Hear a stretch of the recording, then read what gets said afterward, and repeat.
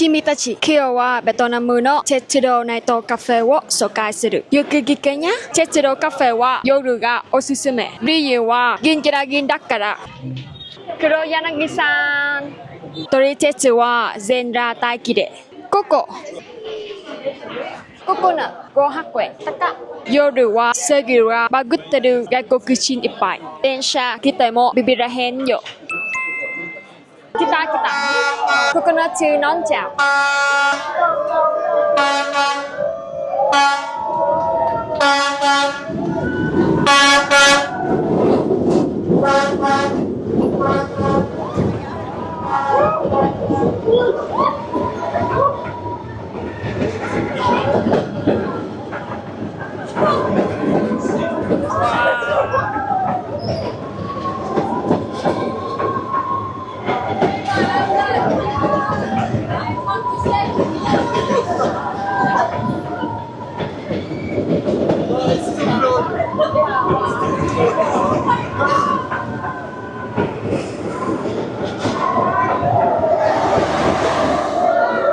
全然ビビってへん。